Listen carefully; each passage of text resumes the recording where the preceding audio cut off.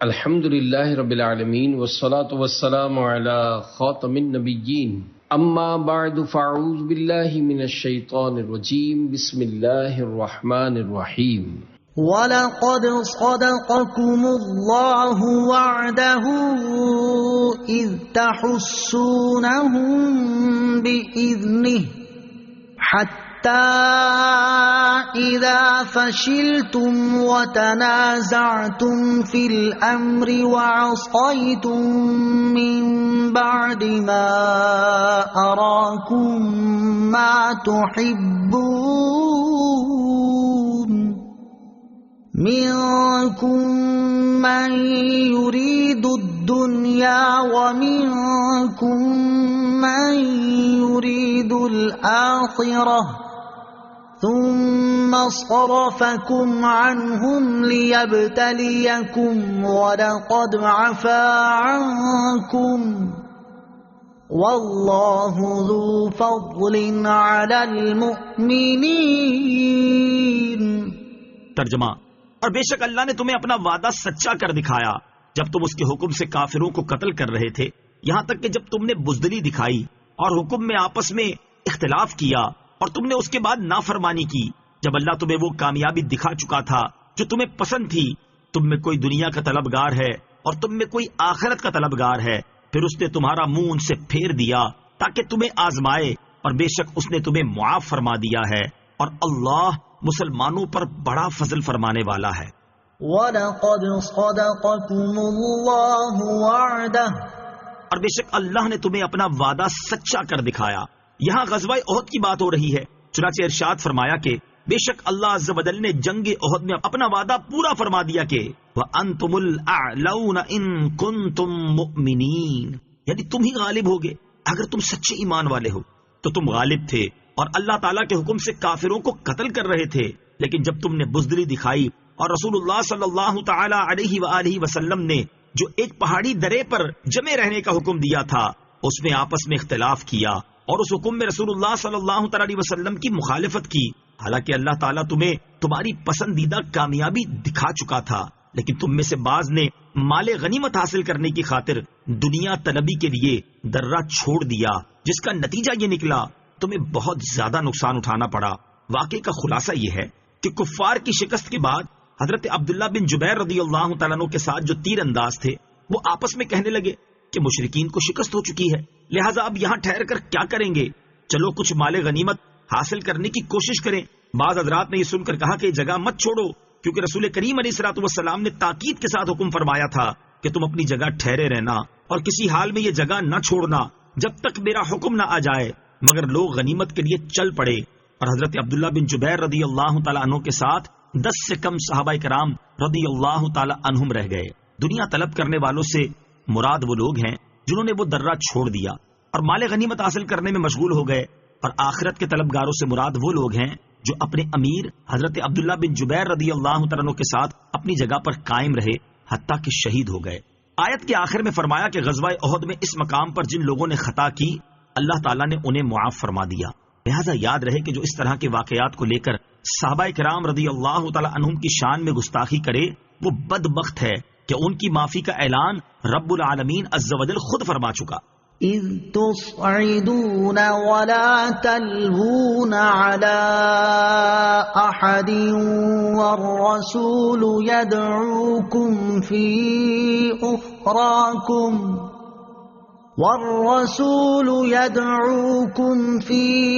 أخراكم فأثابكم غما بغم لكي لا تحزنوا على ما فاتكم ولا ما أصابكم والله خبير بما تعملون۔ ترجمہ: جب تم منہ اٹھائے چلے جا رہے تھے اور کسی کو پیچھے مڑ کر بھی نہ دیکھتے تھے اور تمہارے پیچھے رہ جانے والی دوسری جماعت میں ہمارے رسول تمہیں پکار رہے تھے، تو اللہ نے تمہیں غم کے بدلے غم دیا اور معافی اس لیے سنا دی تاکہ جو تمہارے ہاتھ سے نکل گیا نہ تو اس پر غم کرو اور نہ ہی اس تکلیف پر جو تمہیں پہنچی ہے، اور اللہ تمہارے اعمال سے خبردار ہے۔ فَأَثَابَكُمْ غَمًّا بِغَمٍّ، تو اللہ نے تمہیں غم کے بدلے غم دیا۔ جنگ احد میں جب کفار پیچھے سے آ پڑے تو مسلمان گھبرا کر بھاگ پڑے، مگر سرکار دو عالم صلی اللہ تعالی علیہ وآلہ وسلم اور کچھ صحابہ کرام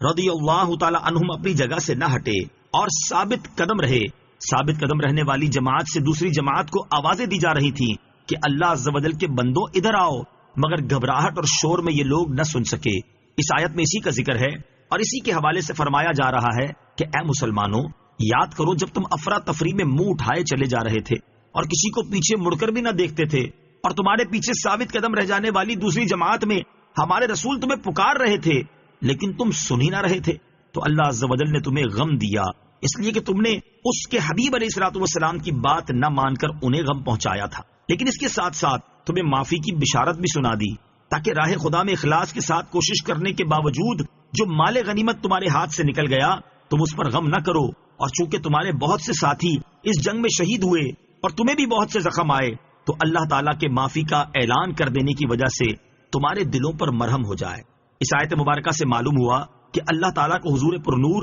صلی اللہ تعالی علیہ وآلہ وسلم کی رضا اور خوشی کس قدر عزیز ہے کہ صحابہ کرام رضی اللہ تعالی عنہم کی وجہ سے حضور اقدس صلی اللہ تعالی علیہ وسلم کو صدمہ ہوا تو اللہ تعالیٰ نے انہیں بھی صدمے میں مبتلا کیا، اور پھر صحابہ کرام رضی اللہ تعالی عنہم کی جان نثاری اور اخلاص کی بھی کتنی قدر فرمائی کہ چونکہ ان کی خطا بری نیت سے نہ تھی بلکہ اجتہادی طور پر وہاں خطا کی تو اللہ تعالیٰ نے ان کی دل جوئی کے لیے ان کی معافی کا اعلان بھی فرما دیا۔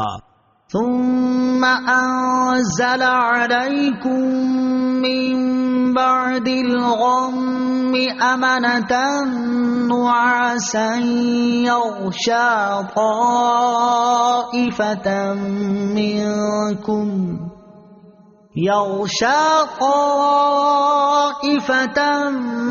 منكم وطائفة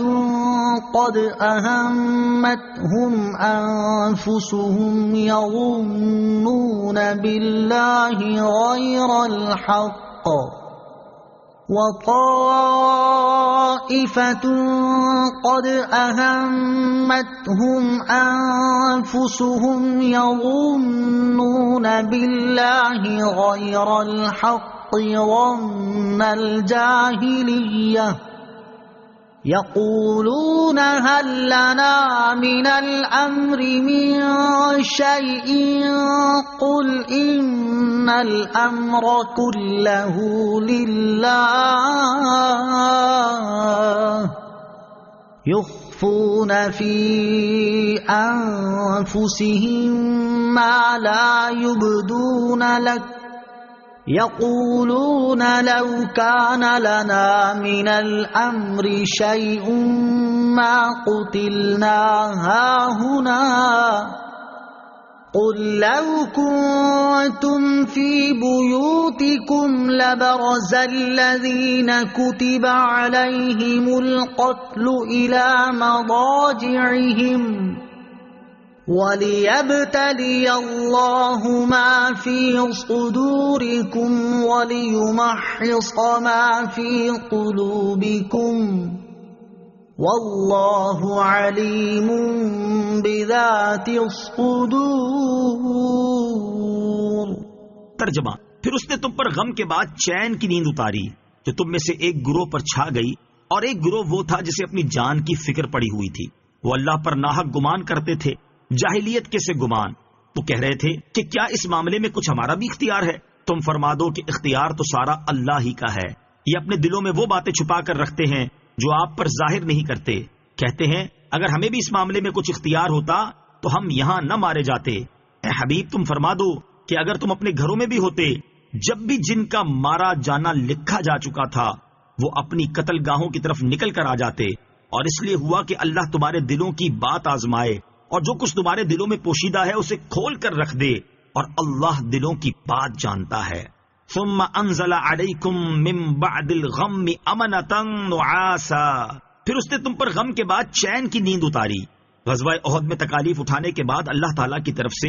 مخلص مومنوں پر خاص کرم نوازی ہوئی، وہ یہ کہ اللہ تعالیٰ نے ان کی پریشانی دور کرنے کے لیے ان پر غم کے بعد چین کی نیند اتاری، جو صرف مخلص صحابہ کرام رضی اللہ تعالی عنہم پر ہی اتری۔ اس کی برکت سے مسلمانوں کے دلوں میں جو روب اور ہیبت طاری تھا وہ ختم ہو گیا اور مسلمان سکون و اطمینان کی کیفیت میں آ گئے۔ حضرت ابو طلحہ رضی اللہ تعالی عنہ فرماتے ہیں کہ روز احد نیند ہم پر چھا گئی، ہم میدان میں تھے، تلوار میرے ہاتھ سے چھوٹ جاتی تھی، پھر اٹھاتا تھا، پھر چھوٹ جاتی تھی۔ دوسری طرف منافقوں کا گروہ تھا جنہیں صرف اپنی جان کی فکر پڑی ہوئی تھی، وہ اللہ تعالیٰ پر معاذ اللہ بدگمانیاں کر رہے تھے کہ اللہ تبارک و تعالیٰ حضور سید المرسلین صلی اللہ تعالی علیہ وآلہ وسلم کی مدد نہ فرمائے گا، یا یہ کہ حضور علیہ الصلوۃ والسلام شہید ہو گئے لہذا اب آپ علیہ الصلوۃ والسلام کا دین باقی نہ رہے گا۔ یہ صرف جاہلیت کے گمان تھے۔ پھر منافقین کے بارے میں فرمایا کہ یہ اپنے دلوں میں اپنا کفر، اللہ تعالیٰ کے وعدوں پر بھروسہ نہ ہونا اور جہاد میں مسلمانوں کے ساتھ آنے پر افسوس کرنا چھپائے ہوئے ہیں۔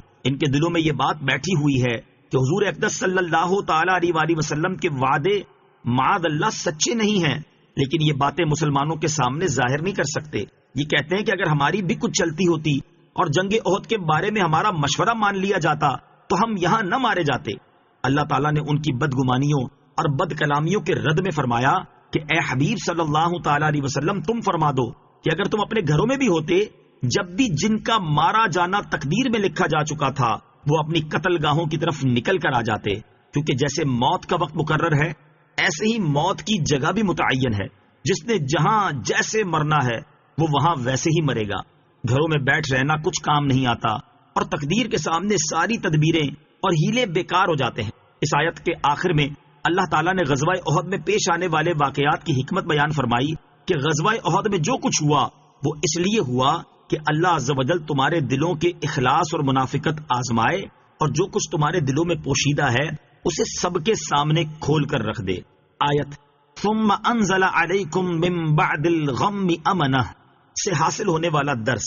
اس آیت میں مذکور واقعے میں بہت سے درس ہیں۔ نمبر 1، آزمائش کے وقت ہی کھرے کھوٹے کی پہچان ہوتی ہے۔ نمبر 2، مسلمان صابر جبکہ منافق بے صبرا ہوتا ہے۔ نمبر 3، مسلمان کو سب سے زیادہ فکر دین کی ہوتی ہے جبکہ منافق کو صرف اپنی جان کی فکر ہوتی ہے۔ نمبر 4، مومن ہر حال میں اللہ تعالیٰ پر بھروسہ رکھتا ہے اور اللہ تعالیٰ سے حسن ظن رکھتا ہے، جبکہ منافق معمولی سی تکلیف پر اللہ تعالیٰ کے بارے میں بدگمانیوں کا شکار ہو جاتا ہے۔ نمبر 5، اللہ تعالیٰ کے وعدے پر کامل یقین رکھنا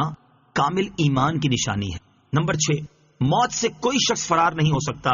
جس کی موت جہاں لکھی ہے وہاں آ کر ہی رہے گی، لہذا جہاد سے فرار مسلمان کی شان کے لائق نہیں۔ نمبر 7، غزوہ احد میں منافقین کے علاوہ جتنے مسلمان تھے وہ سب اللہ تعالیٰ کے پیارے تھے کہ اللہ تعالیٰ نے ان پر خصوصی کرم نوازی فرمائی۔ صدق اللہ العظیم۔